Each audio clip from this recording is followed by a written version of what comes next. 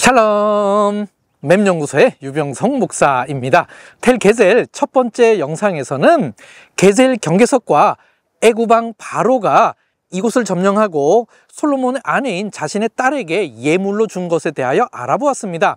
텔 게셀 두 번째 영상에서는 이곳에서 어떤 고고학 발굴물이 나왔으며 이것이 어떤 의미를 갖는지에 대하여 알아보도록 하겠습니다.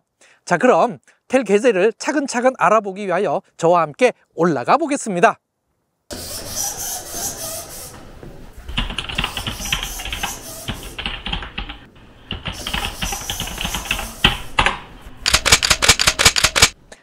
텔 게셀은 카르메 요셉이라는 유대인 마을 바로 옆에 있습니다. 그래서 텔 게셀을 가기 위해서는 이 마을을 통과해야 합니다. 간혹 마을을 통과할 수 없는 경우가 있는데 이럴 경우 44번 도로와 연결된 농업용 도로를 통해 텔 게셀에 접근할 수 있습니다. 텔 게셀에서 발견된 가장 유명한 발굴물은 게셀 달력입니다. 여기 이렇게 커다란 모형이 있는데요. 실제 크기는 길이 11cm, 폭 7cm인 손바닥보다 작은 크기입니다. 1908년에 맥칼리스터가 발굴했는데요. 오스만 투르키예가 이 게셀 달력을 가지고 가서 실제 진품은 투르키에 있는 이스탄불 고고학 박물관에 있습니다. 내용은 일반적인 달력이라기보다는 연중 농사 사이클을 표현한 농사력입니다. 야르후 아시프, 두 달은 수확을 한다. 야르후 제라, 두 달은 씨를 뿌린다. 야르후 레케쉬, 두 달은 나무를 심는다. 예라흐 아짜드 푸시타, 한 달은 아마를 벤다. 예라흐 그츠일 스오림, 한 달은 보리를 추수한다. 예라흐 갓소르 베칼레, 한 달은 곡식을 추수하고 무게를 단다. 야르후 제메르, 두 달은 가지치기를 한다. 예라흐 케츠, 한 달은 여름 과일을 딴다. 아비. 이 달력은 농사력으로 수확을 하는 티슈레이 월이 마치 1년의 시작으로 되어 있습니다. 유대인들의 절기로 로시 하샤나, 즉 나팔절이 시민력으로 한 해의 시작인데 티슈레이 월 1일입니다. 그래서 이 달력은 유대인의 절기와도 연관이 있는 것으로 보고 있습니다. 이 게셀 달력에 새겨진 글자는 서북 세모 계통인 고대 히브리어입니다. 2008년에 히르벳 카야파에서 더 오래된 오스트라카가 나오기 이전까지는 이 게셀 달력이 가장 오래된 고대 히브리어 기록물이었습니다. 기원전 8세기에 만들어진 것으로 보는 견해도 있지만 일반적으로 기원전 10세기에서 기원전 9세기에 만들어진 것으로 봅니다. 그렇게 되면 이 게셀 달력은 솔로몬 시대에 만들어진 것이 됩니다. 2019년에 에발산 신전 발굴 당시 나온 흙더미를 채질하다가 찾아낸 일명 저주 기도문이라는 것이 있습니다. 이것이 비공식적으로 현존하는 가장 오래된 히브리어 기록물입니다.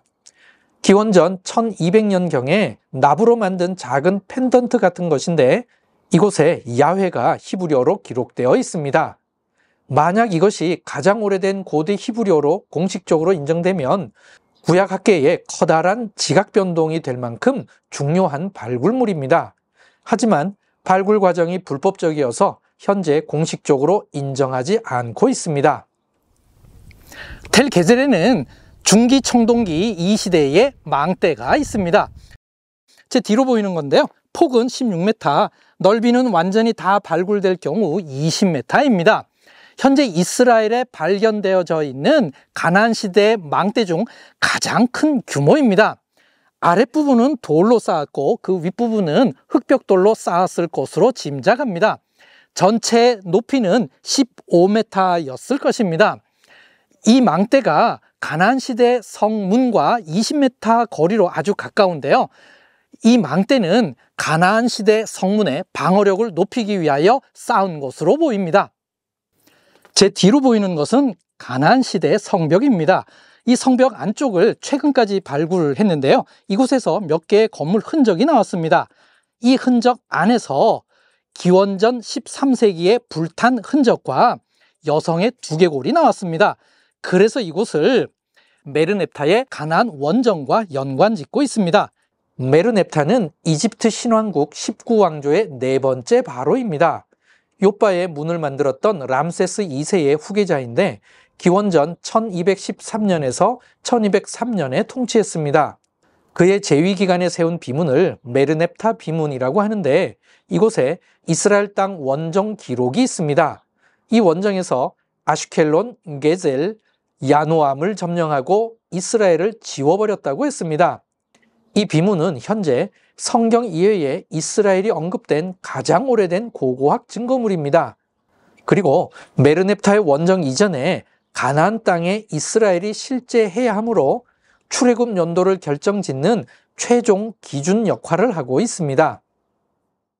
2016년에 이곳에서 특별한 것이 발견되었는데요. 그중 하나는 힉소스 스타일의 이집트 왕을 표현하는 스케럽과 신과 아스다롯 신을 표현하는 은으로 된 장신구가 발견되었습니다.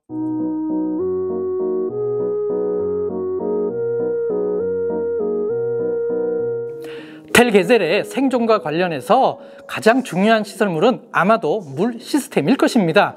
2021년 이전에 오신 분들은 지금과는 다른 모습을 보셨을 텐데요. 이 자리에서 저 아래를 내려다보는 것이 다였습니다. 1900년도 초에 맥칼리스터가 텔게셀을 발굴할 때 이 물 시스템도 함께 발굴했는데요. 한 해 겨울에 큰 비가 와서 빗물이 토사와 함께 흘러들어 이곳을 채우는 바람에 발굴이 중단되었습니다. 이후 약 한 세기가 흐른 이후인 2010년도에 뉴올리언스 베프티스트 티올로지컬 세미나리에서 이 물 저장소를 다시 발굴하기 시작했습니다. 마침내 2021년도에 일반인에게 공개되기 시작했는데요. 이곳에서부터 이 터널의 바닥까지는 무려 40m를 더 내려가야 합니다. 직접 내려가 보도록 하겠습니다.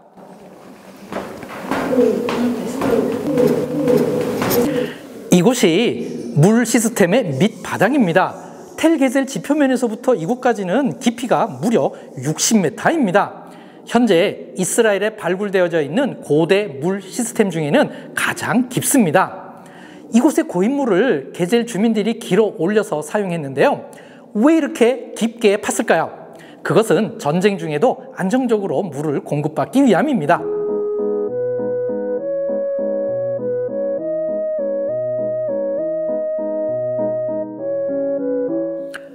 이 성문은 현재 이스라엘에서 발견된 가나안 성문 중 방어력이 가장 뛰어난 성문입니다.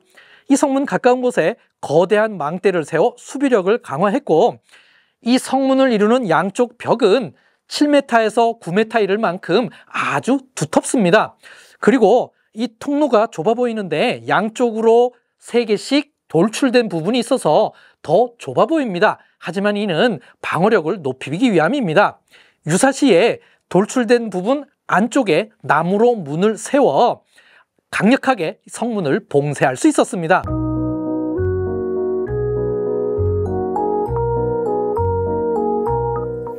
이 성문을 최초로 발굴한 사람은 맥칼리스터입니다. 그는 이 성문에서 유다 마카비의 형제인 시몬의 이름이 새겨진 돌을 발견하고 이 성문은 마카비 요새의 문이라고 보았습니다. 그런데 1957년에 이갈 야딘이 이 성문 전체를 발굴한 후 하솔과 무깃도의 성문과 동일한 구조인 것을 알게 되었습니다. 그리고 포각 성벽도 발굴되었고 기원전 10세기의 전형적인 토기인 매끄러운 붉은색 토기와 구워서 만든 붉은색 토기가 출토되어서 그는 이 성문을 솔로몬 성문이라고 부르기 시작했습니다. 핑켈슈타인을 위시한 낮은 연대기 학자들은 이 성문은 솔로몬보다는 1세기 후에 세워진 것으로 보고 있습니다. 그래서 솔로몬 성문이라는 이 이름은 지금도 논쟁 중에 있습니다. 이 솔로몬 성문은 이집트로 인한 파괴의 흔적 위에 세워졌는데요. 이 파괴를 바로 시아몬과 연관짓습니다. 그래서 바로 시아몬이 솔로몬의 장인으로 유력합니다. 이 성문은 양쪽으로 각각 3개씩 6개의 포각이 있는 식스룸 케이스메이트 게이트입니다. 이 포각 안쪽에는 긴 돌 의자가 있는데요. 솔로몬의 다른 병거성인 하솔과 무깃도에는 없는 시설입니다. 이 성문 통로는 지금 파란 그늘막으로 덮여 있는데요. 이 통로 아래에는 빗물과 하수구가 흘러나가는 시설이 있습니다. 성문 바깥쪽 양쪽에는 망대 흔적이 있습니다.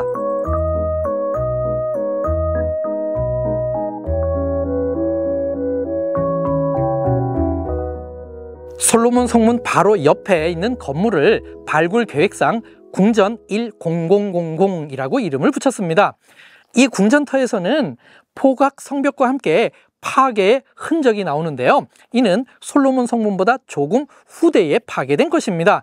그래서 이 파괴를 열왕기상 14장 25절에 기록되어 있는 시삭의 침입과 관련된 것으로 보고 있습니다. 이 성벽은 솔로몬 성문과 함께 재건되었다가 약 2세기 후에 또다시 파괴됩니다. 이 두 번째 파괴는 열왕기하 15장 29절에 언급되어 있는 기원전 734년에 있었던 디글랏 빌레셀 3세의 침입 때 파괴된 것으로 추정하고 있습니다.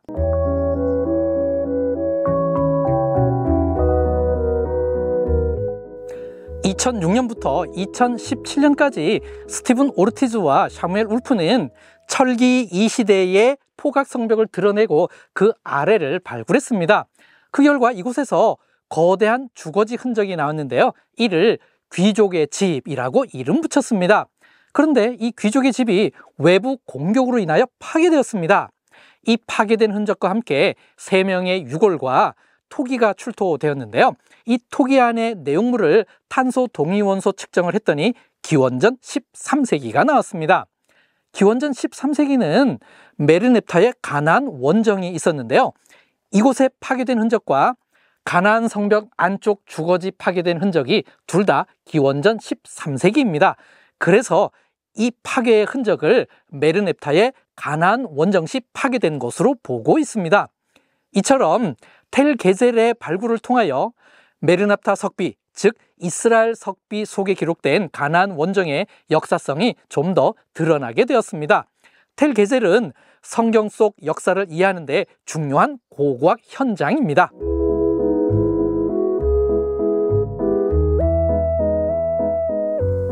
고대 이스라엘의 전형적인 가옥 형태를 사방구조의 집이라고 합니다. 이곳 텔 게젤에 사방구조의 집이 있다는 것은 실제로 고대 이스라엘이 거주했다는 증거가 됩니다. 사방구조의 집에 대해서는 맵연구소 영상 153번을 참고하시기 바랍니다.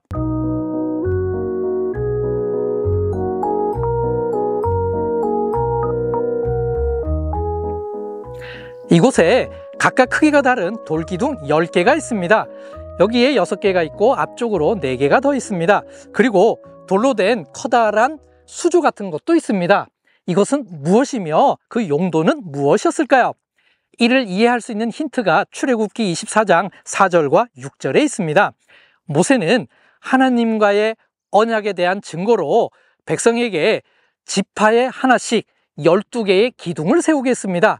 그리고 제물의 피를 가져오게 해서 반은 양푼에 담고 반은 제단에 뿌렸습니다. 이곳은 성경에 묘사된 것과 상황이 너무나 유사합니다. 가나안 시대의 게젤이 주변 9개의 성읍 혹은 부족들과 언약을 체결하기 위하여 이렇게 10개의 기둥을 세운 것으로 보입니다. 그리고 제물의 피는 이곳에 담았을 것으로 보입니다. 즉 중기청동기 이 시대에 이곳은 언약을 체결하거나 언약을 갱신하는 장소로 사용된 것으로 보입니다.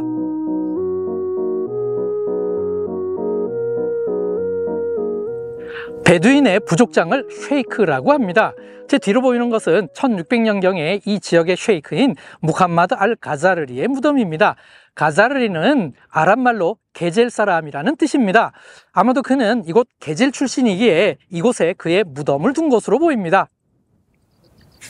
지금까지 텔 게젤에 대하여 알아보았습니다. 솔로몬의 병거성으로 하솔, 무기또, 게젤이 있습니다. 그중 하솔과 무기또는 유네스코에 등재될 만큼 잘 알려진 곳이지만 이 게젤은 상대적으로 덜 알려진 곳입니다. 그럼에도 불구하고 이 게젤은 성경을 이해하는 데 중요한 고대 성읍이었던 것은 분명합니다. 맵연구소 영상은 앞으로도 계속됩니다. 그럼 레이트라오. I love you Korea. I love you Korea. I love you. לא, ירח זה כמו חודש, ירח הוא, זה חודשיים, אסיף. חודשיים אוסף את הדגנים, משהו כזה, יאריכו זה רע. עוד פעם זה חודשיים, זורים את